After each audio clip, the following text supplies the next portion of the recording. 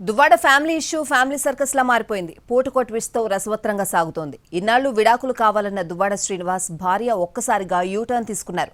ఎలా తిరిగినా అనవసరం, భర్తతో కలిసే ఉంటా అనడంతో సీన్ రివర్స్ అయింది. అయితే దువ్వాడ మాత్రం కోర్టులోనే తేల్చుకుంటానని అంటున్నారు.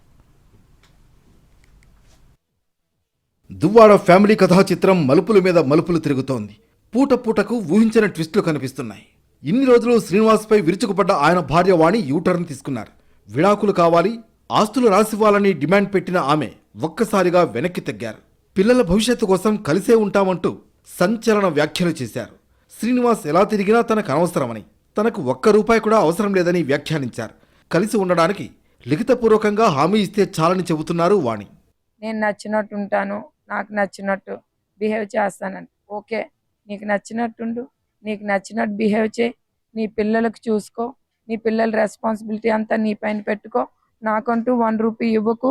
నేను నీ మీద డిపెండ్ అయ్యి ₹1 కూడా అడగను. నా లైఫ్ నేను లీడ్ చేస్తాను, నీ లైఫ్ నువ్వు లీడ్ చేసుకో.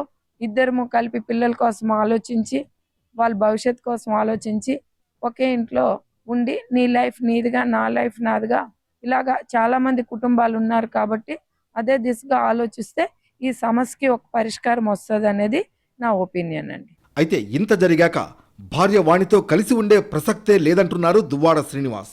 ఒకవైపు పెద్ద మనుషుల్ని పంపిస్తూనే మరోవైపు కోర్టుకు వెళ్లారని మండిపడ్డారు. ఇష్యూను కోర్టులోనే తేల్చుకుంటారన్నారు. 27 కోట్ల ఆస్తులు రాసిచ్చేందుకు సిద్ధంగా ఉన్నారని, కొత్త ఇల్లు మాత్రం రాసిచ్చేది లేదని తేల్చేశారు. లాయర్ చెప్పడంతో వాణి మాట మార్చారంటూ ఆగ్రహం వ్యక్తం చేశారు.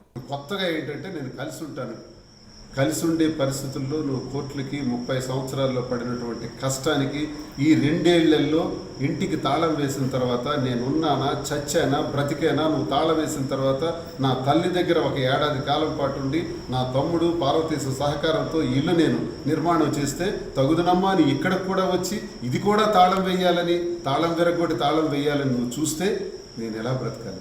మరోవైపు టెక్కలిలో ఎమ్మెల్సీ దువ్వాడ ఇంటి ముందు 11 రోజులుగా వాణి నిరసన కొనసాగిస్తోంది.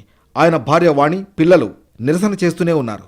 ఈ క్రమంలోనే నిరసన విరమించాలంటూ నోటీసులు ఇచ్చేందుకు పోలీసులు ప్రయత్నించినా వాటిని తీసుకునేందుకు వాణి నిరాకరించారు. చివరకు 41A నోటీసులు ఇచ్చారు పోలీసులు.